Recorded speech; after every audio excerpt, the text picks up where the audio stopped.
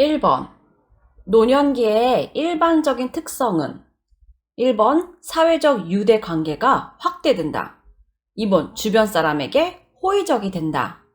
3번. 삶에 대한 회고적 경향이 나타난다. 4번. 내향성의 감소로 매사에 신중해진다. 5번. 역할 상실로 자아 정체성이 강화된다. 자, 답은 3번이에요. 노년기가 되면 삶에 대한, 과거에 대한 회고적인 경향이 나타나게 돼요. 과거 삶을 생각해 보게 된다는 이야기죠.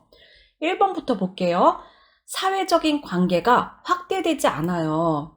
노년기가 되면은 대표적으로 경험하는 게 은퇴예요. 그렇기 때문에 유대 관계가 확대가 아니고 축소되죠.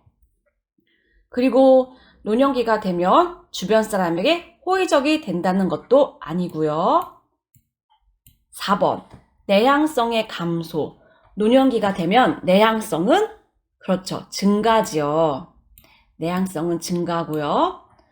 또 5번. 역할 상실로. 여기까지는 맞아요. 은퇴를 경험하면서 역할 상실이 되는데 그래서 자아 정체성이 강화되는 건 아니죠. 은퇴를 경험하시는데 자아 정체성이 강화되는 건 아니겠죠.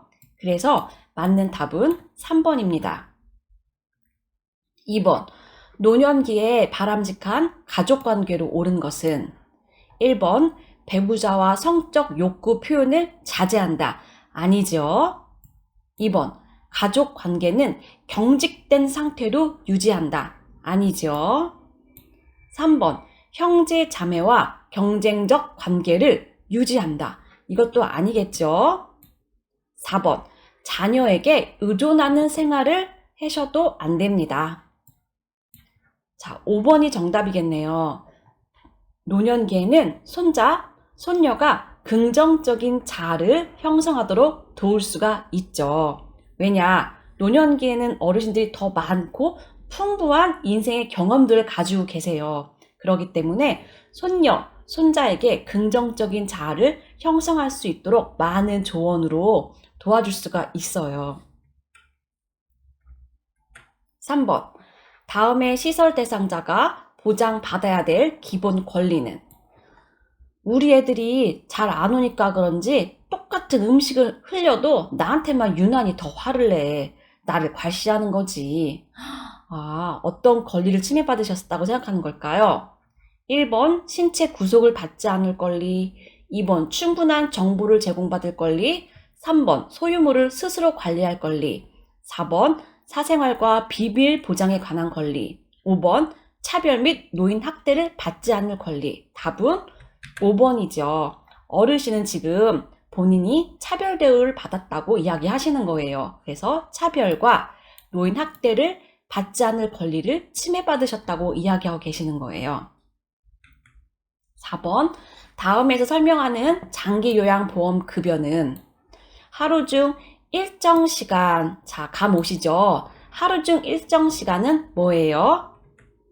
주 야간보호죠? 주 야간보호는 하루 중 일정 시간이고 또 단기보호도 있어요. 단기보호는 일정 기간을 이야기해요. 그래서 두 개의 차이점을 알아두셔야 돼요. 5번. 요양보호사가 지켜야 하는 서비스 제공 원칙은 1. 보호자에게 필요한 서비스를 제공한다. 우리가 하는 서비스는 보호자에게 행하는 게 아니고 대상자에게 행하는 거예요. 2번. 응급 상황 시 우선순위에 따라 자, 여기까지는 맞아요. 그런데 어디가 함정이냐면 의료행위가 함정이에요. 우리는 의료행위를 하는 게 아니에요. 의료행위는 의료인이 하는 거고 우리는 응급 상황 시 우선순위에 따라 응급 처치를 해야 되겠죠. 의료행위가 함정이에요. 3번. 대상자의 잔존 능력을 고려하여 서비스를 제공한다. 답은 3번이네요. 4번. 상태 변화가 있어도 계획대로 서비스를 제공한다. 아니죠. 상태 변화가 있다면 다시 관찰하고 다시 서비스를 계획하셔서 다시 하셔야 되겠죠. 5번. 대상자의 동의 없이 대상자의 동의도 없이 요양보호사의 판단으로 서비스 하나요? 이것도 아니죠. 그래서 우리는 대상자를 존중해라 이런 내용을 굉장히 많이 배우고 있어요. 6번 노인 장기 요양보험 표준 서비스 중 신체활동 지원 서비스에 해당하는 내용은 신체활동 지원 서비스 찾는 거예요. 환경관리, 이동도움, 세탁물관리, 언어치료, 일상생활 동작훈련. 뭔지 찾으셨죠? 이동도움이죠. 환경관리는 시설환경관리 서비스, 세탁물관리 역시 시설환경관리 서비스, 언어치료는 기능회복 훈련 서비스, 일상생활 동작훈련도 기능회복 훈련 서비스. 이거를 다 외울 필요는 없지만 기본적으로 3가지는 알아두셔야 돼요. 이해를 하시면 돼요. 첫 번째가 신체활동 지원 서비스. 2번째가 개인활동 지원 서비스. 3번째가 일상생활 지원 서비스. 이 3가지만 이해하시면은 문제를 너끈히 푸실 수가 있어요. 그래서 책 찾아보셔서 이 3가지의 서비스를 꼭 이해하고 넘어가세요. 7번 다음 중 노인 장기요양보험 급여 대상자는 1번 뇌출혈로 병원에 있대요. 2번 결핵으로 일상생활이 어려운 50대 남성. 3번 혈관성 치매로 일상생활이 어려운 60대 남성. 4번 고혈압으로 일상생활이 가능한 65세 여성. 5번 뇌경색으로 회복이 되어서 일상생활이 가능한 70대 남성. 어떤 분이 등급을 받으실 수 있냐면, 그렇죠. 혈관성 치매로 일상생활이 어려운 65세 이전이어도 노인성 질환으로 인해서 일상생활이 어렵다면은 우리는 1등급에서 5등급의 등급을 받아서 노인 장기 요양보험 급여를 사용할 수가 있습니다. 8번 다음 사례에 해당하는 학대 유형은 대상자의 아들이 대상자가 받고 있는 국민기초생활보급급여를 돈을 몰래 인출해 간대요. 돈 이야기예요. 그러면 뭐죠? 경제적 학대. 돈 이야기가 나오면 다 경제적 학대입니다. 9번 다음 중 시각적 성희롱에 해당하는 것은 외모에 대한 성적인 비유, 성경험 유무를 묻는다, 통화할 때 음란한 내용으로 말한다. 4번 특정 신체 부위를 고의적으로 노출시킨다. 5번 신체 일부를 밀착한다. 시각적 성희롱은 4번이죠. 1번 외모에 대한 성적인 비유는 언어적 성희롱. 2번 역시 언어적 성희롱. 3번도 통화할 때 하는 거니까 언어적 성희롱. 5번 신체 일부를 밀착시켰어요. 이거는 신체적 성희롱에 해당하는 거겠죠. 10번 노인 장기요양 서비스 전달 체계에서 국민건강보험공단의 업무는 공단이 하는 역할이 무엇일까요? 1번 장기요양 등급 판정, 2번 등급 판정 신청, 3번 장기요양 서비스 비용을 청구, 4번 시설 업소 서비스 제공, 5번 장기요양 서비스 사업자 설립. 공단의 하는 역할은 바로 1번이에요. 공단에서는 우리가 등급을 받아서 장기요양보험 제도를 급여를 받을 수 있게끔 장기요양 등급을 판정을 해줘요. 그래서 우리가 등급 판정을 신청을 해요. 이건 수급자, 우리가 하는 거겠죠. 수급자가 공단에다가 등급 판정해주세요 하고 신청을 하면 공단에서는 교육을 받은 2명의 공단 직원이 와요. 그래서 공단 직원이 집에 찾아와서 그 수급자를 체크리스트를 통하여 수급자의 상태를 확인하고 그리고 가죠. 그리고 돌아가면은 거기서 이제 컴퓨터 프로그램을 통하여 1차 등급 판정이 이루어져요. 이렇게 해서 또 마지막에는 등급판정위원회에서 등급을 내주잖아요. 바로 1번 내용, 장기요양 등급 판정하는 게 바로 공단의 역할이에요. 그러면 2번 등급 판정 신청은 그래요. 우리처럼 수급자가 신청하시면 되는 거고요. 3번 장기요양 서비스 비용을 청구하는 곳은 요양원이나 재가센터에서 장기요양 서비스를 행하고 공단에다가 돈 주세요. 자, 우리 비용 청구합니다. 라고 하는 거죠. 공단의 역할은 아니고요. 시설업소 서비스 제공하는 거는 시설은 어디예요? 요양원이죠. 요양원에 입소하시면 요양원에서는 대상자에게 서비스를 제공하는 거예요. 이건 요양원이 하는 일이죠. 그래서 공단이 하는 역할은 1번 등급을 판정해 주는 거죠. 11번 다음 중 장기요양요원 지원센터의 역할은 1번 장기요양 인정 신청, 2번 장기요양 급여 비용 지급, 3번 장기요양 재정 정책 수립, 4번 장기요양 요원 권리 침해 상담, 5번 장기요양 서비스 제공 계획 수립. 자, 장기요양 요원 지원센터는 하는 일이 무엇이냐면 우리처럼 장기요양 기관에서 일하는 사람들이 어떤 권리 침해를 받았을 때 여기 찾아가시면 돼요. 인천에도 있고 수원에도 있기 때문에 인터넷을 검색하시면 금방 알 수가 있어요. 가셔서 내가 요양보호사로 일을 했는데 시설에서 어떤 재가에서 어떤 불합리한 일을 당했습니다 하고 상담을 해주면은 이제 여기서 우리의 상담을 듣고 이제 해결해주는 그런 이제 역할을 하겠죠. 12번 대상자의 체위를 변경하다가 손목을 삐어 통증이 있을 때 초기 관리 방법은 1번 통증 부위를 심장보다 낮게 할 필요가 없어요. 2번 손목을 가볍게 털어준다. 이거는 어디서 나와야 되는 거죠? 그쵸? 수은관 주은군에서 우리가 배웠던 내용이고요. 3번 손목 부위에 압박 붕대를 적용한다. 3번이 답이에요. 손목이 삐었을 때 통증이 있을 때 압박 붕대로 고정시키는 거예요. 움직이지 않게 하는 거예요. 그리고 손목이 삐었다면 부종도 있을 거거든요. 그러면 압박 붕대는 부종도 가라앉혀줘요. 3번 답이고요. 4번 손상 직후 손목 부위에 온찜질이 아니죠. 손상 직후 다시 말해 급성기 초기에는 온찜질이 아니고 냉찜질을 하는 거예요. 5번 손목 부위를 굽혔다 폈다 자 움직이게 하는 거는 안 되지요. 답은 3번입니다. 13번 기저귀 사용량이 많다며 줄여달라고 요청하는 보호자에 대한 대처 방법은 1번 시설장과 상의해 보겠다고 회피한다. 안 되지요. 2번 오염이 덜한 기저귀는 재사용 기저귀 재사용을 하면은 어르신에게는 안 좋아요. 피부 욕창도 일으킬 수 있고요. 여러 가지 피부 문제를 일으키거든요. 3번 사용량이 얼마나 줄이기를 원하는지 되묻는다. 왜 물어보고 그렇게 해주시려고 하시는 건가요? 4번 기저귀를 자주 갈지 않으면 대상자에게 해롭다고 설명하고 이런 정보를 주셔야지요. 바로 답은 4번이죠. 우리는 이러한 정보를 보호자에게 드려야 돼요.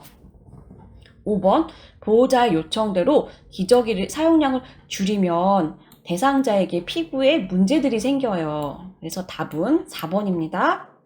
14번 요양보호사가 자신을 법적으로 보호하면서 서비스를 제공하는 방법은 1번 대상자가 학대를 받은 상황에는 관여하지 않는다. 자, 우리는 학대받은 노인을 신고해야 되겠죠? 신고해야 될 의무가 있습니다. 2번 서비스를 제공할 때는 정해진 원칙과 정해진 절차에 따른다. 이보다 더 좋은 말이 어디 있어요? 2번 답이네요. 3번 장기요양 1등급 대상자는 서비스 대상에서 제외된다. 아닙니다. 1등급에서 5등급 등급을 받기만 하면 서비스를 받을 수 있습니다. 4번 서비스 방법이 확실하지 않을 때는 자기 경험에 따라서 제공한다. 아니지요. 이거는 보고하시고 또 물어보시고 전문가에게 물어보시고 센터에 보고하시고 하셔야 되겠죠. 5번 서비스 제공 기록지에 대상자와 보호자에게 제공한 자 뭐가 틀렸는지 아시겠죠? 우리는 보호자에게 서비스를 행하는 게 아니에요. 답은 2번입니다. 15번 요양보호사가 지켜야 할 직업윤리 원칙으로 옳은 것은 1번 추가 서비스에 대해서는 물질적인 보상을 요구한다. 이러시지 마시고요. 2번 동료 요양보호사와 상의하여 대상자를 서로 교체하는 거 안 되고요. 이렇게 임의로 둘이서 쑥덕쑥덕거려서 마음대로 이렇게 교체하는 거 안 되고요. 3번 업무 수행을 위해 지속적으로 지식과 기술을 습득한다. 자, 3번 답이네요. 3번 역시 이보다 더 좋은 말이 어디 있어요? 4번 장기요양 등급을 높게 받는 방법을 가족에게 알려준다. 아니죠. 5번 업무상 알게 된 사생활 비밀은 센터장에게 업무상 알게 된 이런 사생활의 비밀을 센터장에게 보고한다. 이것도 아니지요. 16번 방문 요양 서비스를 받고 있는 대상자가 가족 나들이를 이유로 서비스 시간 변경을 요청할 때요. 어떻게 해야 될까요? 1번 동료 요양보호사에게 부탁할 필요 없으시고요. 2번 정해진 시간을 조정할 수 있어요. 얼마든지 조정 가능하고요. 3번 관리 책임자에게 보고하고 시간을 조정하시면 돼요. 3번이 답이에요. 이것도 지금 현실적으로 많이 사용하고 이렇게 이루어지고 있어요. 대상자가 여러 가지 이유로 그 시간에 제가 집에 없어요. 서비스 시간을 변경해 주세요. 그러면 얼마든지 보고하고 그리고 대상자가 원하는 시간으로 조정해 줄 수가 있습니다. 4번 요양보호사가 원하는 시간으로 하면 안 되겠죠. 5번 부재 중에도 서비스 제공이 가능하다고. 아니죠. 부재 중에 하는 게 아니죠. 어르신 계실 때 우리는 어르신에게 서비스를 제공하는 거잖아요. 17번 인플루엔자 바이러스, 이거 독감인데 의한 감염병으로 겨울철에 유행하는 거. 천식, 독감, 빈혈, 결핵, 신부전. 인플루엔자 바이러스가 원인인 거는 바로 독감이죠. 그래서 우리는 가끔 독감을 그냥 인플루엔자라고 표현해요. 18번 다음에서 설명하는 감염성 질환은 1번 오염된 음식을 섭취했을 때 발생하고요. 구토, 메스꺼움, 오한, 복통, 설사. 뭘까요? 네, 노로바이러스 장염이죠. 익지 않은 해산물이나 지저분한 물로 씻은 과일 같은 거, 이런 거 먹었을 때 우리가 노로바이러스 장염에 걸려서 설사도 하고요. 또 배가 아파서 토하기도 하고요. 그리고 이거는 전염이 돼요. 그래서 감염병이죠. 19번 급성 설사를 하는 대상자를 돕는 방법은 1번 우유 섭취량을 늘린다. 틀렸어요. 지금 장이 난리가 났는데 왜 거기에다 장의 운동력을 더 높이는 우유를 먹어요. 안 되겠죠? 물을 충분히 마시게 한다. 이게 답이죠. 물을 충분히 마시게 한다. 3번 음식 섭취를 늘린다. 아니고요. 4번 장 운동을 증가시키는. 아니에요. 설사는 지금 장 운동이 너무너무 활발해요. 안 돼요. 5번 설사 초기부터 지사제는 우리가 함부로 복용시키지 않아요. 꼭 의사 선생님이 처방하에서 의사 선생님도 짧게 복용을 하게 하세요. 답은 2번 설사하면 바로 물이 생각이 나셔야 되겠죠. 20번 노화에 따른 심혈관계의 변화는 1번 최대 심박 출량 감소. 1번이 답이네요. 2번 심장 근육의 두께 감소가 아니고 증가. 3번 심박동수 감소. 4번 심장의 탄력성 감소. 5번 심장으로의 혈액순환도 감소. 우리가 여기서 몇 개는 외웠어요. 노화가 되면 웬만한 건 다 감소해요. 그런데 증가가 되는 몇 개 안 되는 것들이 있는데 그 중에 하나가 이 심장 근육의 두께 또는 심장의 두께, 이렇게 표현되기도 해요. 또는 심장의 근육량, 이거는 증가가 되는 거예요. 그리고 이거 대표적인 거 또 하나는 뭐죠? 기관진의 분비물. 이게 바로 가래잖아요. 가래도 증가가 된다. 요 두 가지는 증가되는 걸로 우리가 외웠어요. 그리고 또 하나 외운 거, 탄력성이라는 말이 붙으면은 그 앞에 그 어떤 말이 있던지 탄력성은 무조건 감소해요. 앞에 심장이 붙든지 피부가 붙든지 또 다르게 붙든지 그 어떤 것이 붙어도 노화가 되면 탄력성은 다 감소. 답은 1번입니다. 20번 위염 증상을 완화하는 데 도움이 되는 방법은 1번 하복부를 마사지한다. 위염인데 왜 하복부를 마사지할까요? 2번 염장식품의 섭취를 격려한다. 이건 말도 안 되죠. 염장식품은 짠 음식인데 왜 짠 거를 먹으라 그래요? 말도 안 돼요. 3번 부드러운 유동식을 제공한다. 3번이 답이에요. 4번 음식을 뜨겁게, 자극적인 거 주면 안 되고요. 음식 섭취량을 늘리도록 하는 것도 아니에요. 답은 3번이에요. 위험에 걸리면 가장 먼저 하는 게 바로 금식이에요. 그동안 위가 너무나 많은 일을 해왔어요. 그래서 쉬게 하기 위해서 금식을 일단 해요. 금식하고 나서 바로 일반식으로 주지 않아요. 금식하고 나서 그 다음에 부드러운 유동식을 거치죠. 그 다음에 뭐 된죽, 그리고 그 다음에 일반식, 이렇게 차근차근 일반식으로 진행이 되는 거죠. 답은 3번이에요. 22번.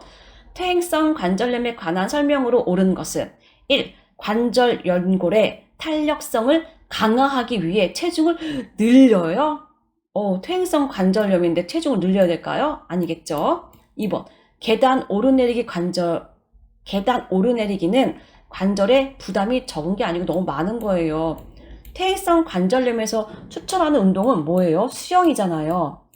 관절에 부담을 안 주는 거. 관절이 무리하게 운동을 하지 않는, 그러면서도 이제 관절 운동을 하는, 그게 바로 수영이잖아요. 계단 오르내리기와는 이렇게 반대의 개념이죠.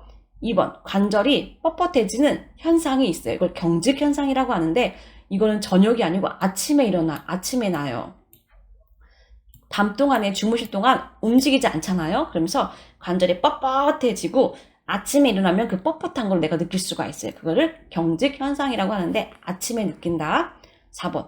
통증은 활동 정도와 관계없이, 아니에요. 활동에 영향을 받습니다. 활동, 날씨에 다 영향을 받습니다. 5번. 통증이 악화되지 않는 범위 내에서 관절 운동을 한다. 그렇죠. 이게 정답이죠.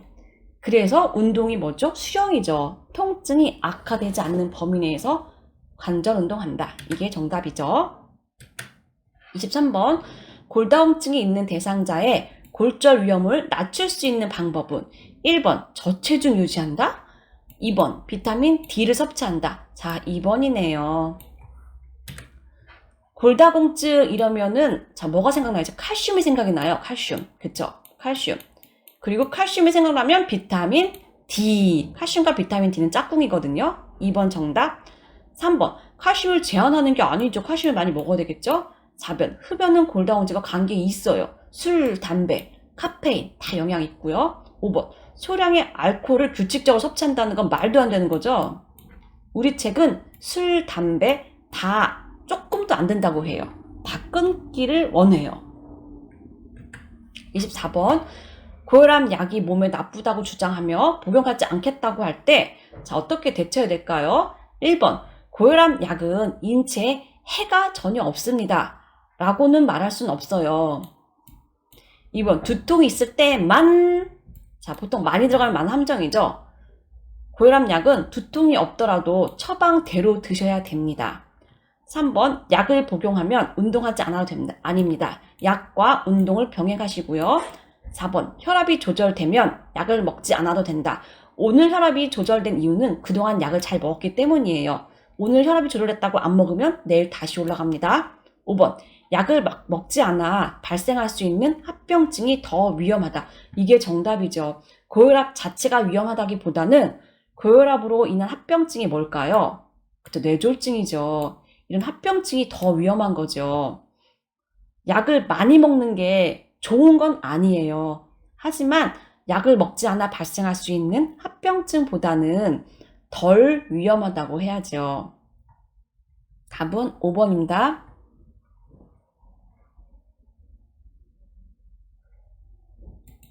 25번. 노화에 따른 미각의 변화는, 자, 1번 혀의 유두 돌기가 증가하지 않을 거예요. 다 미각 역시 다 감소해요. 그래서 다 감소. 혀의 유두 돌기 감소. 2번 미래의 개수 감소. 미래에는 맛을 느끼는 세포인데 이런 세포도 감소하고 또 세포가 들어있는 이런 돌기도 다 감소하고, 그러니 맛을 느끼는 기능이 다 감소하겠죠. 3번 입술 근육의 탄력성. 외웠잖아요. 탄력성이란 말이 나오면 무조건 감소. 3번 틀렸고.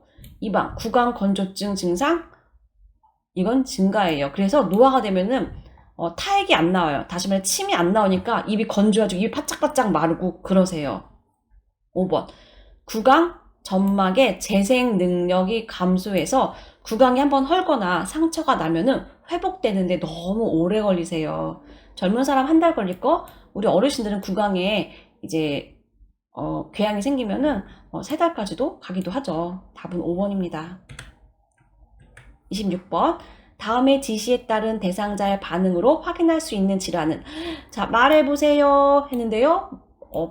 발음이 어눌하게 나오고요. 웃어보세요 했는데 입이 삐뚤어졌어요. 대칭이 안 돼요.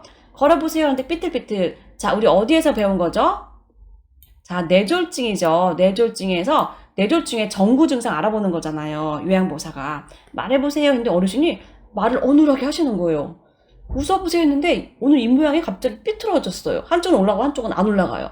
이런 것들은 뇌졸중의 정구 증상이다. 얼른 모시고 병원으로 가셔야 된다. 자, 뇌졸중에서 배웠던 내용이고요. 27번. 여성에게 나타나는 요실금의 주된 원인은 1. 복압 감소? 노화가 되면 복압이 감소하진 않겠죠.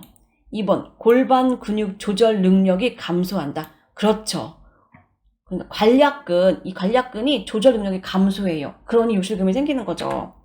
3번. 요도 기능이 향상이 아니고 요도 기능이 떨어지면은 요실금이 생기겠죠.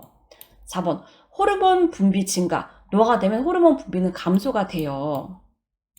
5번. 방광 저장 능력이 노화가 되면 감소가 돼요. 그러니까 요실금이 생기는 거예요. 젊은 사람들은 소변을 400cc 정도는 담을 수가 있는데 노화가 되면은 방광의 자체가 저장 능력이 한 200cc로 적어들어요. 그러니까 소변이 좀만 차면은 이제 금방 못 견디고 소변이 자꾸 나가는 거죠. 요실금의 원인이 되는 거죠. 그래서 요실금의 원인은 바로 이거예요. 골반 근육 조절 능력이 감소됐기 때문이다. 나머지는 다 반대를 했다면 답이 됐을 거예요. 27번. 당뇨병이 있을 때 흔히 나타나는 증상은? 당뇨병의 증상 아시죠? 다로 시작되는 거. 다, 뇨, 또 다, 식, 또 다, 그리고 마지막 체중은 감소.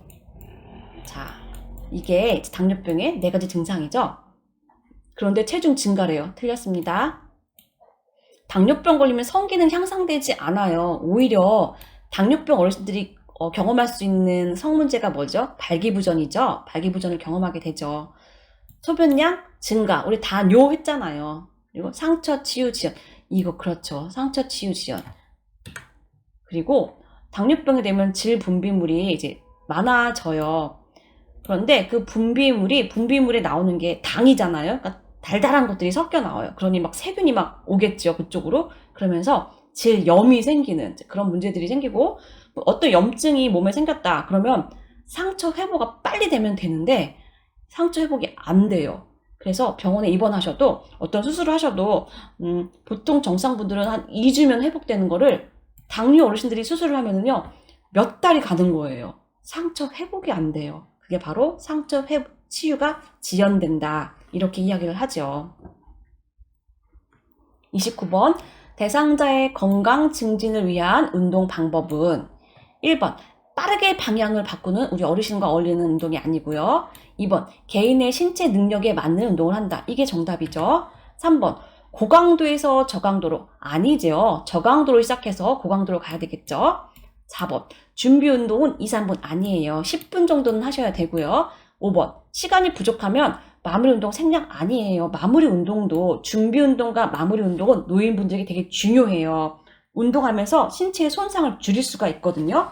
그리고 효과적인 운동을 하실 수가 있기 때문에 준비 운동, 마무리 운동 생략하지 말고 다 하셔야 됩니다. 30번. 노인 대상자의 약물 복용 방법으로 옳은 것은? 1. 위장 장애가 있을 때에는 약의 용량을 줄이는 거. 내 맘대로 이렇게 줄이고 늘리고 하시면 절대 안 됩니다. 2번. 코팅된 약을 삼키기 힘들 때는 쪼개서. 아니죠. 코팅된 약은 코팅한 이유가 있어요. 근데 그거를 내 마음대로 쪼갠다는 건 안 되는 거죠. 3번. 약의 효과가 없을 때에는 임의로라는 말은 내 맘대로라는 뜻이거든요. 내 맘대로 복용을 중단한다. 안 되지요.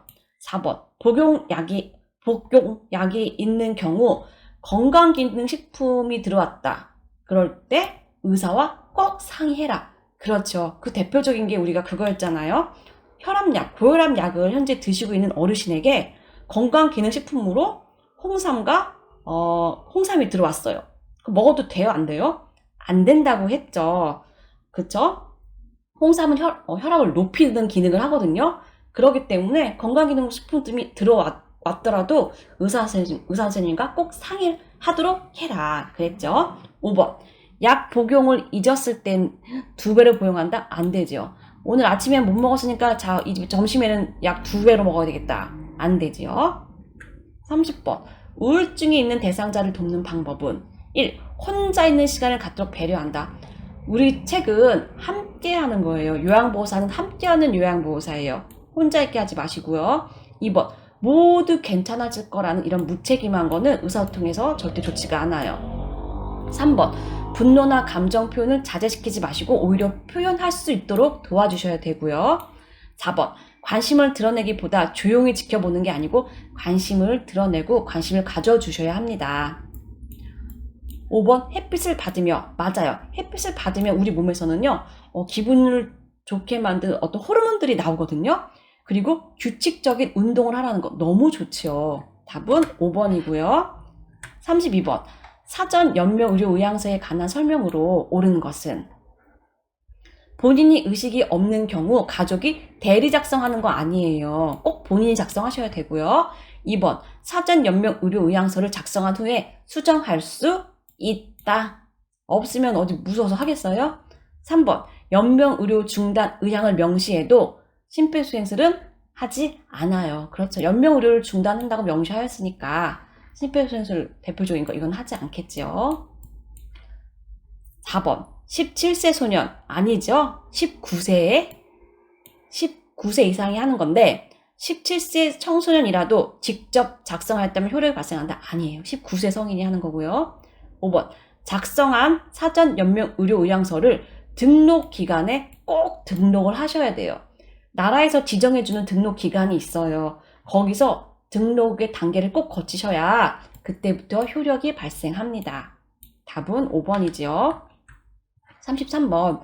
요양보호사가 사용하는 기록지의 종류와 또 그 기록 내용이 다르게 연결된 것은 요양보호사가 사용하는 기록지는 상태 기록지라는 게 있어요. 상태 기록지, 또 사례 회의록, 인수인계서, 급여 제공 계획서, 또 장기 요양 급여 제공 기록지가 있어요. 상태 기록지는 어떤 걸 기록하는 거냐? 자, 이거예요.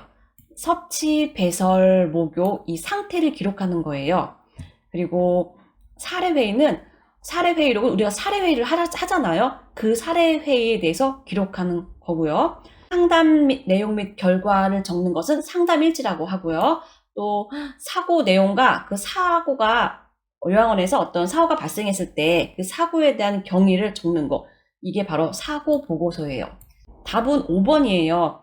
요양보호사 기록하는 장기요양급여 제공 기록지에 기록하는 게 서비스 제공 시간, 자, 내가 몇 분 동안 어떤 것을 제공했는지 그 내용, 이게 바로 장기요양급여 제공 기록지에 정말 중요한 거예요. 이거를 우리가 기록을 많이 하게 돼요. 자, 34번. 시설에서 임종한 대상자의 사후관리 방법으로 옳은 것은 1번. 삽입된 튜브, 이런 삽입된 튜브 같은 건 다 의료기기거든요. 이런 것들을 제거하는 거는 의료인이 해야 돼요. 1번 틀렸고요. 2번. 대상자의 소유물을 수거해 버리지 마시고요. 대상자의 소유물을 일단은 목록을 만들어 두셔야 돼요. 자, 목록을 만들어 두셔야 되고요. 그 다음에 3번. 대상자가 감기지 않는 눈은요, 그대로 두는 게 아니고요. 젖은 꺼지로 눈을 덮어 놓으세요. 4번. 가족들이 대상자를 만날 수 있게 시간을 준다. 그렇죠. 임종하시면은 이제 어르신과 대상자와 가족들과 함께 하실 수 있는 이 시간을 제공해 드려야 되고요. 5번. 베개를 제거하여. 아니에요. 임종 후에는 오히려 베개를 사용하여서 머리를 높여주세요. 그래서 혈류가 얼굴에 막 몰리면은 그 얼굴에 그 보라색으로 변하게 되거든요. 이런 혈류가 밖으로 이제 막 보라색으로 변하게 되는데, 이거를 베개를 베어서 머리를 상체를 세우면요, 혈류가 아래로 쏠려요. 그렇기 때문에 얼굴이 보라색으로 변하는 것을 방지해 줄 수가 있어요. 그래서 5번은 반대로 이야기했어요. 틀렸습니다. 35번. 방문 요양 서비스 기록 내용으로 올바른 것은 1번. 오전에 물을 많이 마셨다. 방문 요양 서비스 기록은 객관적으로 하셔야 돼요.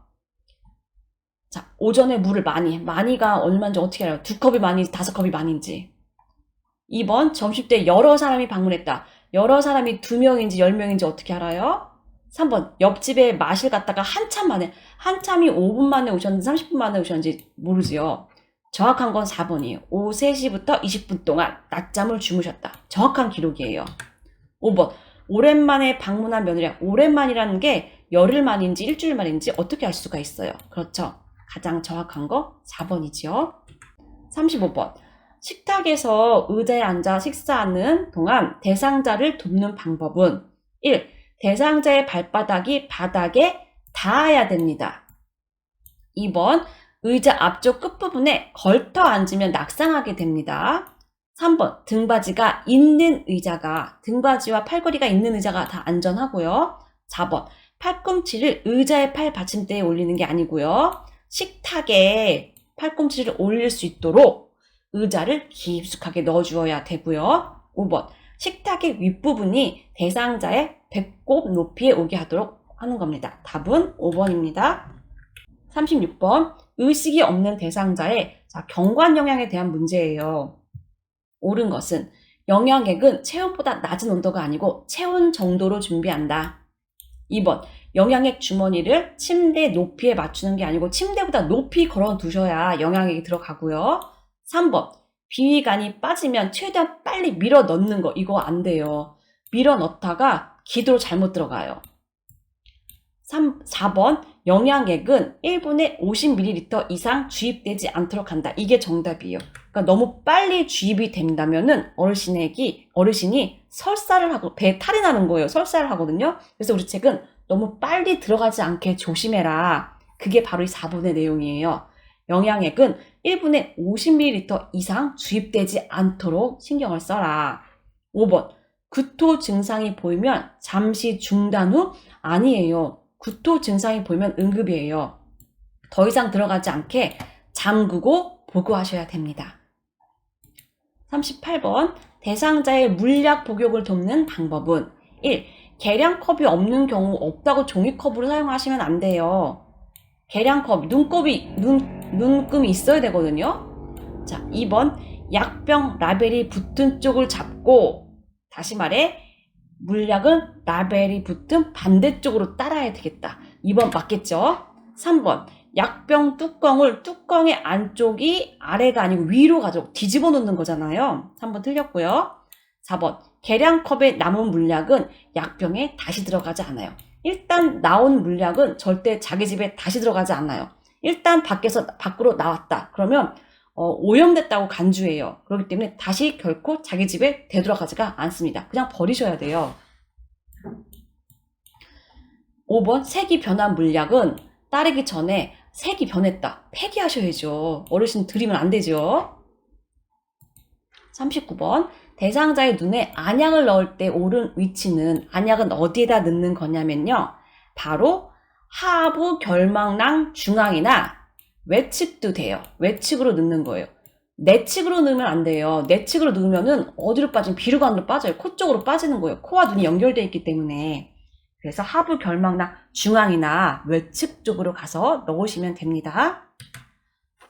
40번 오른쪽 편마비 대상자의 식사를 돕는 방법은 오른쪽 편마비 대상자 1번 턱을 들고 식사할 때 턱은 당기는 자세여야 되고요. 2번 식사 중 사례가 들리면 중단하셔야 돼요. 막 더 이상 드시게 하시면 안 되고요. 3번 오른쪽을 밑으로 건강한 쪽이 밑으로 가야 돼요. 그래서 오른쪽이 아니고 왼쪽이 밑으로 가야 됩니다. 4번 숟가락을 왼쪽 입술에 대고 숟가락이 들어올 때는 건강한 쪽으로 들어와야 돼요. 그러니까 4번 왼쪽 맞네요. 5번 식전에 신맛이 나는 음료를 주어. 아니죠. 어르신에게는 신맛이 나는 걸 드리지 않아요. 신맛이 나면은 침이 많이 나오기 때문에 더 살해에 걸리시게 돼요. 5번도 틀렸습니다. 41번 대상자의 배설물을 관찰한 결과 시설자에게 보고해야 되는 이상 배설물이 어떤 걸까요? 소변이 투명하다. 정상인데. 소변에 거품이 없다. 정상인데. 소변이 옅은 노란색이다. 정상인데. 대변에 점액질이. 자, 답은 4번이에요.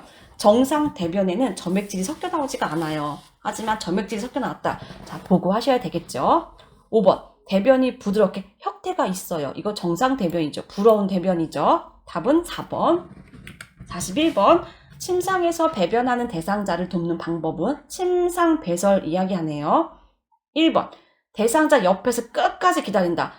대상자가 나가 있으라고 하는데도 옆에서 기다리실 거예요? 아니죠. 의향을 물어보셔야죠. 2번.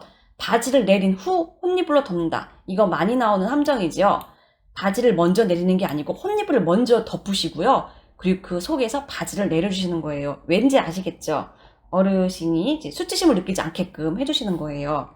3번. 침상 머리를 올려 배에 힘을 주기 쉽게 한다. 답은 3번이고요. 4번. 배변하는 동안 피부 상태를 살펴본다. 배변하는 동안 어떻게 피부 상태를 살펴요? 배변이 다 끝나고 나서 뒤처리 해주시면서 그때 피부 상태 살펴보셔야 되겠죠. 5번. 배변 후 항문에서 요도 쪽이 아니고 요도에서 항문 쪽으로 닦아줘야 돼요. 항문에서 요도 쪽으로 가면요. 항문에 있는 대장균들이 요도로 가요. 그렇기 때문에 이제 요로 감염이 생겨요. 자, 방향이 틀렸습니다. 답은 3번. 43번.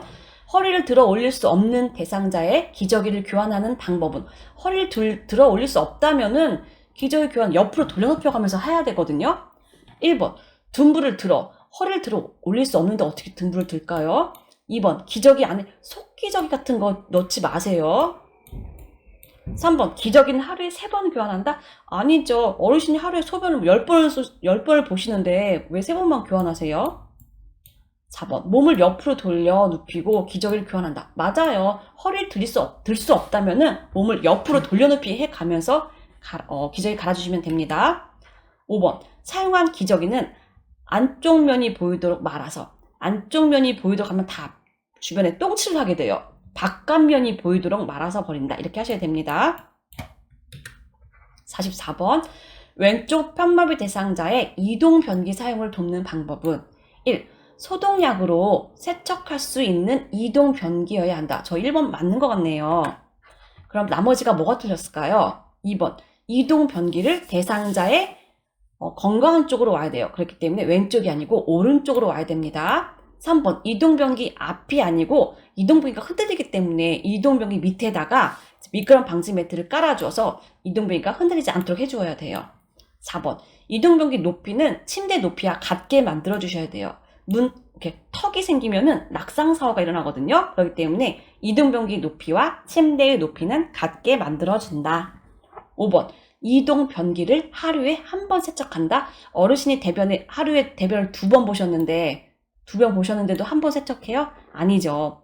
매번 그때 버리고 세척하셔야죠. 답은 1번. 45번. 유치 도뇨관을 하고 있는 대상자의 소변 주머니 관리 방법은 1번. 소변 양과 색깔을 5시간 너무 길어요. 2-3시간마다 확인하셔야 돼요. 1시간은 너무 육안으로 관찰하기엔 너무 짧고요. 2-3시간이 되면은 내 눈으로 육안으로 소변을 확인할 수 있을 만큼의 소변이 나와요. 여기 2-3시간마다 확인하시고요. 2번. 소변 주머니를 하루에 한 번 비운다. 그날 어르신이 수박을 많이 드셨어요. 물도 많이 드셨고요. 소변 주머니에 꽉 찼어요. 근데도 하루에 한 번이니까 안 버리실 거예요? 아니죠. 꽉 찼다면 하루에 2번도 버릴 수 있는 거죠. 3번. 소변 주머니를 비운 후 배출구를 잠근다. 답은 3번입니다. 소변 주머니 비운 후 배출구 잠가야지. 안 잠그시면은 소변이 어떻게 돼요? 바닥을 다 질질질 흘리게 되잖아요. 4번. 소변 주머니를 아랫배보다 높게. 아니죠. 아랫배보다 낮게. 5번. 소변 주머니의 배출구가 바닥에 닿지 않게 해요. 우리 그래서 소변 배출구 알코올로 닦고서 딱 껴놓잖아요. 그렇게 깨끗하게 하자는 건데 그걸 바닥에 내려놓으면 안 되겠죠. 46번. 대상자의 발을 청결하게 관리하는 방법은 1. 보온을 위해 나일론 양발보다는 면 양발이 좋습니다. 피부가 자극되므로 마사지 하지 않는다. 마사지도 해주시면 좋죠. 3번. 피부 건조 예방을 위해 오일을 발라줍니다. 그렇죠. 피부가 건조해지면 갈라져요. 갈라지면 거기에 세균이 들어가거든요. 자, 3번입니다. 4번. 염증 예방을 위해 발톱은 둥글게가 아니고 일자. 5번. 안쪽으로 파고든 발톱은 어떡하죠? 보고해야 돼요. 알코올로 소독하는, 이거 소독한다는 것도 의료인이 해야 되는 거예요. 그러니까 이런 거 함정에 넘어가지 마세요. 답은 3번입니다. 47번, 거동이 불편한 대상자의 침상 목욕에 대한 문제예요. 1번, 얼굴은 이만 먼저 닦는 게 아니고 순서가 있어요. 그렇죠? 눈, 코, 뺨, 입 이렇게 순서대로 닦으셔야 되고요. 2번, 면봉으로 귀 안쪽. 자, 귀에서 나오는 많은 함정이에요. 귀 안쪽 또는 귀 깊숙이. 기지 제거하는 건 아니에요. 3번, 샴푸를 뭉쳐 손톱이 마음에 걸립니다. 손톱 아니에요. 손가락 끝으로 해야 되겠죠. 손톱으로 하면은 피부에 손상을 입어요. 4번, 복부는 배꼽을 중심으로 시계 반대 방향, 여기까지 맞았는데 시계 반대 방향이 아니고 시계 방향으로 복부 마사지를 해주셔야 돼요. 장이 가는 방향이기 때문에. 5번, 한쪽 눈을 닫고 수건의 다른 면으로 사용하여 반대쪽 눈을 닦아라. 그렇죠. 5번이 답이죠. 48번, 치아가 없는 대상자의 입안을 깨끗이 닦아내는 방법은? 치아가 없는 대상자래요. 치아가 없으니까 칫솔질 할 필요는 없겠죠. 하지만 입안은 닦아주셔야 돼요. 1번, 똑바로 누운 자세. 양치할 때 우리 똑바로 누워서 하지 않아요. 반자유 해주셔야 되고요. 마른 꺼즈를 이용하지 않고요. 젖은 꺼즈를 이용해야 돼요. 윗 잇몸을 먼저 닦은 후 아래쪽. 맞아요. 윗니 아래 닦는다. 자, 3번 정답이고요. 4번, 목젖까지 깊숙이 닦는다. 자, 그러면 어르신이 하시겠죠? 틀렸죠? 5번, 입안을 닦아낸 후 입 주변의 물기를 왜 남겨둬요? 깨끗이 닦아주셔야 되겠죠? 답은 3번입니다. 49번, 여성 대상자의 회음부 청결을 돕는 방법은? 회음부 청결이요. 1번, 목욕 담요로 복부를 덮는 건 아니에요. 회음부가 어딘지 아시겠죠? 배를 덮는 게 아니고 다리 아래쪽을 덮어주셔야죠. 2번, 둔부 밑에 변기를 넣은 후 방수포를 깐다. 이 순서가 틀렸네요. 방수포 먼저 깔고 그 다음에 변기 넣어주셔야죠. 3번, 따뜻한 물을 음부에 흘려보낸 후 닦는다. 답은 3번이네요. 4번, 회원부에 분비물이 있으면 이 소독해준다는 거. 이것도 의료인이 하는 거예요. 그쵸? 의료행위예요. 4번 틀렸고요. 5번, 회음부 세척 후 젖은 수건으로 물기를 닦는 건요. 젖은 수건이 아니고요. 마른 수건으로 물기를 닦아주셔야 합니다. 답은 3번. 50번. 사지마비 대상자를 일으켜 앉히는 순서로 옳은 것은? 일단 사지마비가 어떤 거였는지 우리 배웠던 것을 한번 되새겨 볼게요. 이 그림이에요. 팔다리 마비인 어르신 침대에 일으켜 앉히는 거. 이렇게 거의 앉다시피 해서 앉히는 거거든요. 자, 요양보호사가 두 팔로 어딜 잡아야 되는지도 잘 보셔야 되고요. 그리고 이 사지마비 어르신은 이렇게 딱 앉히면 내가 손을 놓으면요. 바로 넘어지세요. 그렇기 때문에 가장 마지막에 끝내야 될 문장이 바로 이 문장이에요. 몸통을 요양보호사 쪽으로 돌려서 앉힌다. 이렇게 안고 계셔야 되는 거예요. 이걸로 끝내야 되는데 다 마로 끝나네요. 자, 그럼 읽어보면서 순서를 이제 맞춰보도록 하겠습니다. 대상자를 향하여 가까이 선다. 이게 1번 같아요. 2번, 상체를 밀어 올려 대상자를 일으킨다. 이건 지금 2번의 내용 같고요. 요양보호사의 한쪽 팔로 대상자의 목과 어깨에 받쳐 지지한다. 이건 지금 1번의 내용이고요. 대상자의 양손을 가슴 위에 올려놓는다. 이건 제일 처음에 해야 될 일인 것 같아요. 자, 맨 처음에 요양보호사의 위치. 대상자를 향하여 일단 쓰고요. 그 다음에 대상자를 어떻게 해야 되냐? 대상자를 라처럼 만들어주세요. 양손이 거기 올라가는, 앉히는 과정에 너덜너덜 떨어지지 않게끔 양손을 가슴 위에 올려놓고, 그 다음에 이제 요양보호사가 한쪽 팔로 여기 잡고 한쪽 팔로 저기 잡고 해주시고, 다 잡았으면은 상체를 밀면서 대상자를 일으키고, 마지막으로 마로 끝나야 돼요. 몸통을 요양보호사 쪽으로 돌려서 안고 있어야 돼요. 자, 답은 뭡니까? 4번이죠? 가라다나마. 자, 이렇게 하시면 되고요. 51번. 편마비 대상자에게 단추가 없는 상의를 자, 입히는 순서 어떻게 돼요? 임마건. 자, 이것도 우리가 그냥 외웠죠? 임마건. 그래서 여기에 맞춰서, 자, 임마건. 그러니까 마비된 쪽이 지금 어디죠? 마비된 팔. 그리고 나중에 건강한 팔. 그리고 뭐 가운데 머리를 그냥 끼워 넣으면 돼요. 여기가 수액이 있다. 그럼 수액도 그냥 가운데 끼워 넣으면 돼요. 임마건. 그리고 벗길 때는 어떻게 해요? 벗건마. 저는 그냥 이걸 외웠거든요. 임마건, 벗건마. 그래서 여기에 이대로 해주시면 되고, 머리나 수액은 그냥 이 가운데 끼워 넣으면 되는 거죠. 자, 52번 풀어보도록, 3번이고요. 52번 풀어보도록 할게요. 오른쪽 편마비 대상자가 지팡이를 짚고 버스에 승차할 때 순서로 오르는 것은, 우리 이것도 외웠어요. 무조건 지팡이는 지마건을 외웠어요. 지마건. 그런데 계단 오를 때만 바뀌어요. 지마건이 마와 건이 바뀌는 거죠. 지마건인데 오를 때만 건강한 쪽 다리가 먼저 올라가고 마비된 다리 끌어올리셔야 되거든요. 그래서 제일 먼저 지팡이 1번, 2번 둘 중에 하나네. 그 다음에 이제 건강한 쪽이 나와야 되니까 어느 쪽이 건강하냐? 왼쪽이 건강하죠. 그리고 오른쪽. 답은 2번이네요. 53번. 가파른 내리막길에서 휠체어를 타고 있는 대상자의, 자, 가파른 내리막길이래요. 내리막길, 언덕을 내려갈 때 어떻게 될까요? 휠체어를 뒤로 돌려. 여기까지 맞죠? 우리 뒤로 돌려 내려가잖아요. 앞으로 가면 어르신 꼬꾸라지잖아요. 지그재그로 내려간다. 자, 1번 맞아요. 2번. 휠체어를 뒤로 돌려. 여기까지 맞아요. 근데 앞바퀴를 들고 내려가는 거 아니고요. 3번. 휠체어를 앞으로 하여. 다 틀렸죠? 4번은 휠체어를 앞으로 하여. 틀렸고요. 5번 휠체어를 앞으로 하면 다 꼬꾸라져요, 어르신이. 언덕 내려가는 거니까. 그러니까 1번 휠체어를 뒤로 돌려서 지그재그로 내려간다. 54번. 다음과 같이 누워서 엉덩이를 들어 올리는 이 자세, 이거는 운동할 때 효과가 어디에 있을까요? 이렇게 하면 체중이 증가될까요? 기관지가 확장이 될까요? 감각 기능이 향상될까요? 인지 기능이 개선될까요? 보행 시 신체 안정이 될까요? 그렇죠. 이거는 근력 운동도 돼요. 그래서 보행 시 다리 근력 운동도 되기 때문에 신체 안정에 도움이 돼요. 답은 5번. 55번. 욕창 예방 매트리스. 바로 이 그림이 욕창 예방 매트리스거든요. 자, 욕창 예방 매트리스에 대한 설명입니다. 문제입니다. 1번. 매트리스 위에 찜질기. 매트리스와 찜질기를 같이 사용하지 않아요. 왜냐면 열에 의해서 터지거든요. 2번.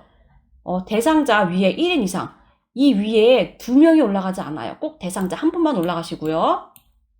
일주일에 한 번, 아니에요. 하루에 한 번은 동작이 되는지 안 되는지 살펴보셔야 돼요. 그래서 요양원에서도 하루에 한 번씩 요양보호사 선생님들이 다 확인을 하시고, 확인됐으면 사인도 남기시거든요. 하루에 한 번씩. 일주일 너무 길어요. 만약에 중간에 고장났으면은 3, 4일 동안 욕창 예방 매트리스가 안 된 거예요. 그러면은 뭐 체병이 안 되신 어르신들 같은 경우는 욕창이 생겨버리잖아요. 그러니까 매일매일 하셔야 되고요. 4번. 매트리스는 끓는 물에 소독할 필요가 없어요. 고무 제품이거든요. 끓는 물에 소독할 필요 없고, 그냥 이 바람이니까 매트리스의 바람을 다 빼고, 매트리스 이 셀의 바람 다 빼고요. 그냥 흐르는 물로 가셔서 비비해서 그냥 씻으시면 돼요. 5번. 엉덩이 밑에 손을 넣어서요. 매트리스 공기압을 확인한다. 그렇죠. 답은 5번이죠. 이게 작동이 되고 있으면 엠보싱처럼 볼록볼록 이렇게 바람이 이 안에 다 들어가 있어요. 그러니까 이런 바람에 눌러보시고 볼록볼록 공기가 살아있는지 확인하셔야 되겠죠. 56번. 다음 그림과 같은 이 보행기네요. 보행기를 이용하는 대상자의 보행을 돕는 방법은, 자, 이 보행기는요. 1. 대상자가 보행기 앞에 이거 기대면 안 돼요. 기대면 안 되고요. 2번. 대상자의 건강한 쪽 앞에서 요양보호사가 보조하는 거 아니죠. 왜 앞에서 보조해요? 뒤로 가셔야지. 3번. 건강한 다리와 보행기를 함께 나가는 게 아니고요. 마비된 다리가 있을 때 불편한 다리와 보행기가 함께 나간다. 그리고 4번. 먼저 옮긴 발이 나간 지점까지 나머지 발을 옮긴다. 답은 4번이네요.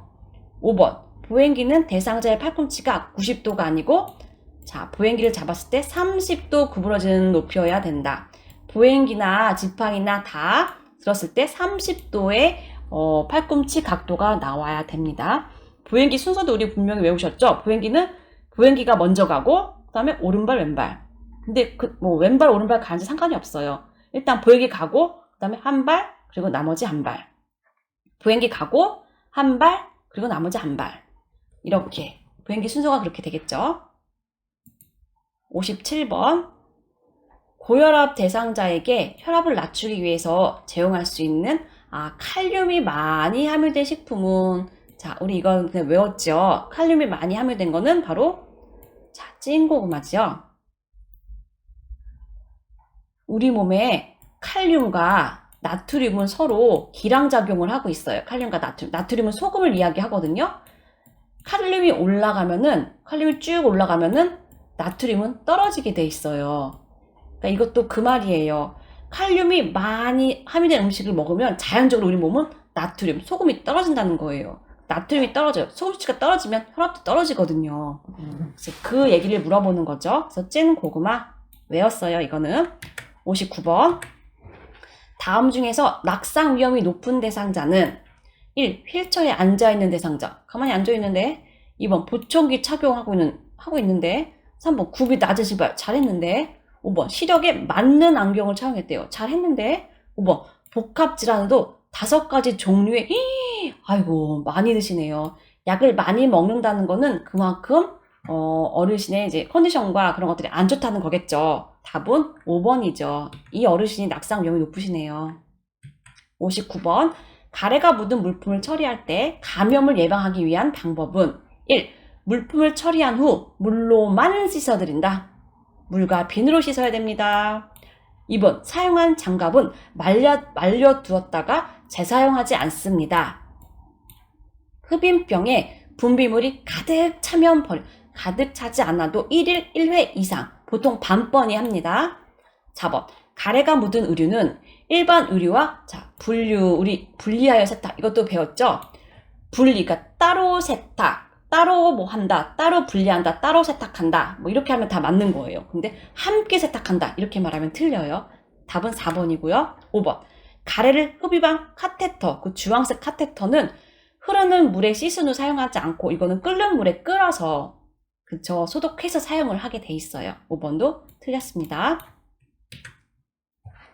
대상자가 복용하던 처방된 약이 떨어져서 요양보호사가 대신 구매할 때 옳은 방법은 1. 약국에 전화를 걸어 가져오게 한다고 약국에서 갖다 주진 않을 거예요.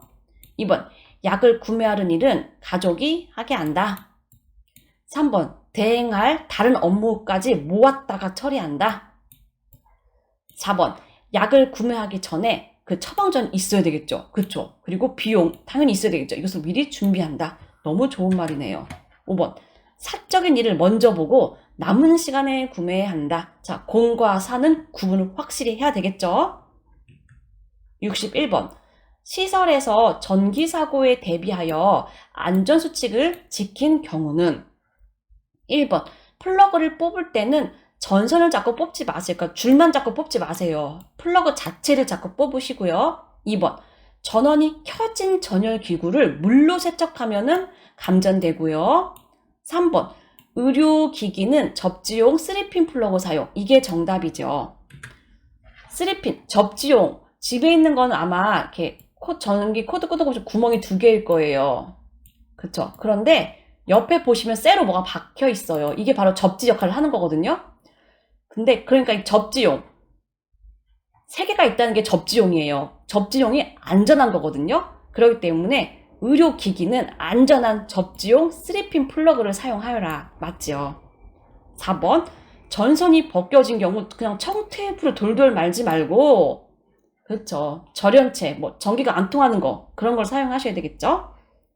5번 하나의 콘센트에 전기 코드 여러 개 문어발식으로 이렇게 이어서 사용하지 마시고요. 답은 3번입니다. 2번 다음과 같은 표시 기호가 있는 의복의 다림질 방법은, 이거는요 다림질 하라는 거예요. 몇 도? 80에서 120도로. 이 물결 모양은요 천을 대라는 얘기예요. 천을 대고, 그래서 답은 5번이에요. 원단 위에 천을 덮고서 80에서 120도로 다림질해라. 답은 5번이고요. 63번. 대상자와 대화할 때 비언어적 의사소통 방법으로 바람직한 것은 1. 손가락으로 지적하지 마시고요. 대화하는 내내 웃는데요. 장난하는 것 같죠? 대상자와 같은 눈높이 맞추는 거. 이거 답이네요. 4번. 시선은 분산되지 않도록 한 곳만 고정해서 멍하니 쳐다보면은 내 얘기를 듣는 건가? 딴 생각하는 건가? 그런 생각이 들겠죠? 5번. 고개를 끄덕이며 팔짱까지 끼고 그 비껴 앉는데요. 자, 이것도 아니겠죠? 답은 3번. 64번. 더러워진 옷을 갈아입지 않으려는 대상자에게 나 전달법으로 올바르게 의사소통한 것은 나 전달법은 내 감정을 이야기하는 게 나 전달법이에요. 1번. 더러워진 옷을 갈아입는 것이 싫으시군요. 2번. 옷을 갈아입으면 기분 좋아질 거예요. 자, 내 감정을 이야기하는 거 찾아볼게요. 매번 옷 갈아입히기가 진짜 힘드네요. 4번. 옷을 갈아입지 않으시니 건강에 해칠까봐 걱정돼요. 답 4번이네요. 이렇게 행동을 하시면은 내가 걱정이 돼요. 내 감정을 이야기하는 거죠. 5번. 옷을 갈아입고 저와 함께 밖에 나가서 산책하실까요? 자, 이거는 나 전달법은 아니에요. 자, 65번. 치매 대상자가 흥분해서 서랍 안에 물건을 꺼내서 헝클어 놓는 행동을 반복할 때 대처 방법은 행동이 멈출 때까지 기다린다고 해결이 되는 거 아니에요. 왜 이런 행동을 하는지 물어본다. 치매 어르신에게 물어본다, 설명한다, 설득한다. 아니고요. 반복 행동을 그만두도록 손으로 제지시킨다. 4번. 청소하기 어려우니 그만하라고 설득한다. 자, 5번 정답이죠. 콩나물 다듬는 일을 도와달라고 부탁하는 거, 소일거리 주는 거죠. 간단한 소일거리 주는 거죠. 66번. 치매 대상자의 수면을 돕는 방법은 1. 취침 직전에는요, 이렇게 집중하는 일을 하시면은 잠을 더 못 자요. 그러니까 취침 직전에는 이런 거 하지 마시고요. 취침 전에 좋아하는 술 한잔 하지 마시고요. 저녁 식사 후 바로 잠자리. 배가 너무 부르면 오히려 수면을 방해하고요. 4번. 매일 아침 일정한 시간에 일어나고 일정한 시간에 자고. 그렇죠. 규칙성을 이야기하는 거예요. 규칙성을 몸에 배게 만들어드리는 거예요. 이거 너무 좋죠. 4번이죠. 5번. 밤에 잠이 부족한 경우 참 안타깝지만 어르신에게는 낮잠을 댈 수 있으면 안 자게 해요. 낮잠을 주무시면 밤에 잠을 충분히 효과적인 잠을 못 주무시기 때문에 낮에는 주로 낮잠이 아니고 이제 활동 프로그램을 참여하도록 격려를 하죠. 그리고 밤에는 푹 주무시게 하는 거죠. 답은 4번. 67번. 치매 대상자의 안전사고를 예방하기 위한 방법으로 옳은 것은 1. 복용약을 식탁 위에 놓는다? 아이고 안 되겠죠. 어르신은 막 계속 치면 어떡해요? 2번. 방 안에 화분이나 액차. 자, 걸려 넘어지시고요. 사고 나고요. 3번. 달리는 차 안에 있을 때는 문을 잠근다. 그렇죠. 달리는 차 안에 있으니까 답은 3번이고요. 4번. 과일 모양의 자석을 냉장고에 부착하면 안 돼요. 치매 어르신은 이걸 드실 수가 있습니다. 5번.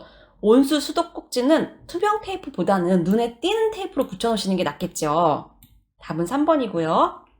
68번. 치매 대상자가 이 감자 너무 맛있어 라며 새수비누를 드신대요. 자, 어떻게 해야 될까요? 1번. 진짜 맛있겠네요 라며 하던 일만 계속한다. 이러지 마시고요. 2번. 이게 정말 감자라고 생각하세요? 라고 질문한다.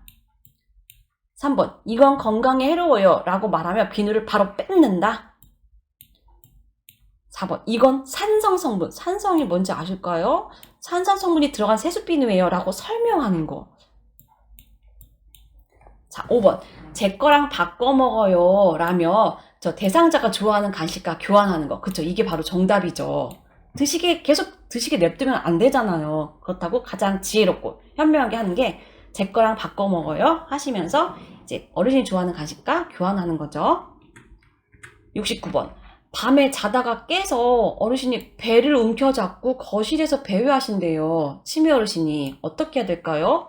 1번. 복통이 있는지 확인한다. 전 1번 같아요. 2번. 단순한 일거리를 제공한다. 3번. 빨래를 개면서 에너지를 소모하게 한다. 4번. 문을 열어 신선한 공기를 쏘이게 한다. 5번, 증상이 없어질 때까지 기다려준다. 자, 답은 1번이요. 일단은 신체적인 것들 해결해 주셔야주는 게 먼저예요. 배를 움켜잡고 있대요. 혹시 복통 때문에 그런 건 아닌지 먼저 확인을 하셔야 되겠죠. 70번. 치매 대상자가 딸에게서 선물 받은 지갑을 누군가 훔쳐갔다고. 자, 어떤 거 물어보는지 알겠죠? 도둑망상 물어보는 거예요. 어떻게 해야 됩니까? 1. 지갑은 언제 어디에 두었는지 물어본다. 2번. 다른 대상자에게 지갑을 가져갔는지 다른 대상자에게 확인한다.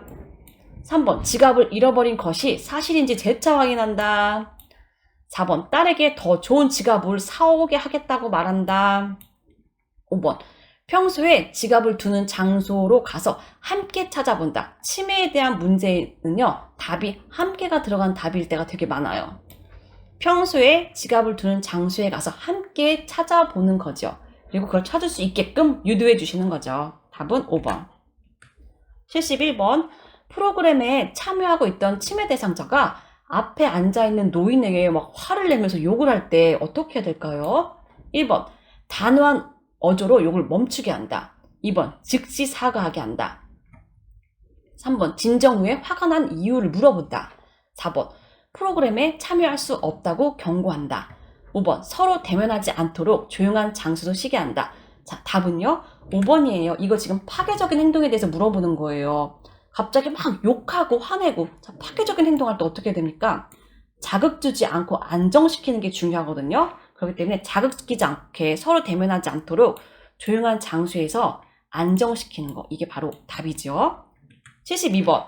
해질녘만 되면 집안을 왔다 갔다 하며 불안해하는 석양증후군에 대한 문제죠. 치매 대상자를 돕는 방법은 1.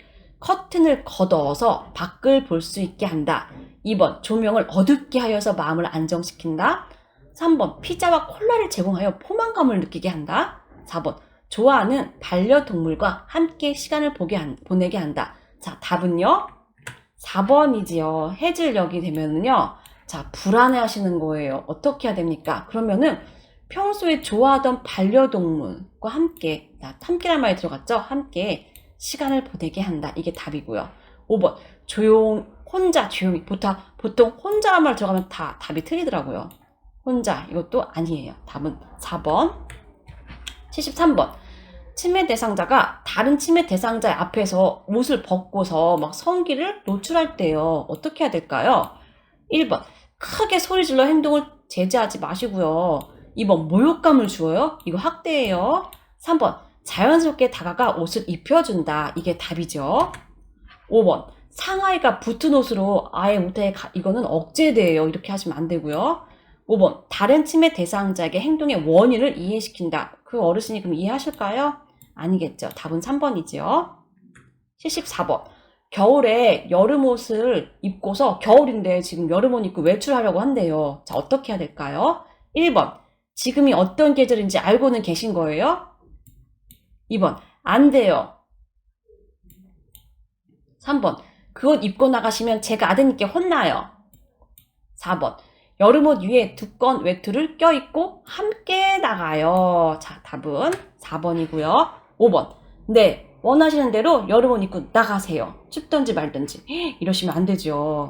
답은 4번입니다. 75번. 대상자가 코로나19 때문에 애들이 못 오니까 밥맛도 없고 외롭네 라고 이야기할 때, 자, 공감적 반응에 대한 문제예요. 공감적 반응 어떤 건지 아시죠? 나 전달법은 내 감정을 이야기하는 거고요. 공감적 반응은 상대방의 감정을 내가 이야기해 주는 거예요. 짚어주는 거예요. 1번. 코로나19 때문에 제가 더 외로워요. 2번. 우울해지니까 다른 이야기 할까요? 3번. 이런 상황에서는 당연히 못 오죠. 4번. 그동안도 잘 참으셨는데 조금만 더 참으세요.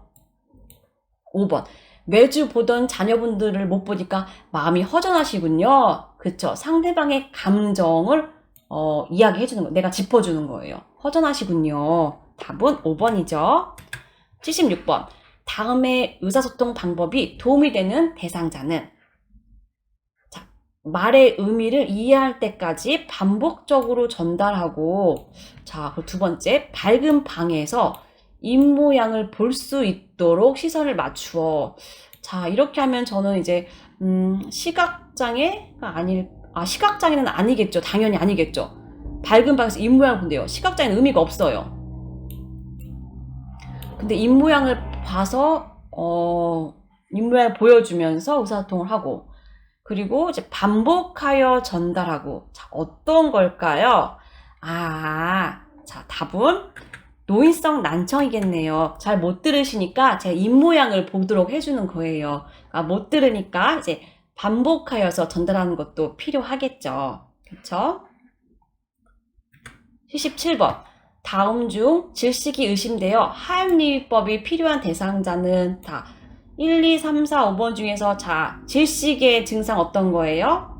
답은 1번이에요. 목 움켜잡는 거예요. 질식은 목구멍에 뭐가 걸린 거예요. 1번이죠. 78번. 심폐소생술 할 때 기도 유지를 위한 자세는, 자, 심폐소생술의 5단계에서 지금 기도 유지 물어보는 거죠. 반응 확인, 도움 요청, 가슴 압박, 그리고 기도 유지. 기도 유지의 내용이 바로 2번이에요.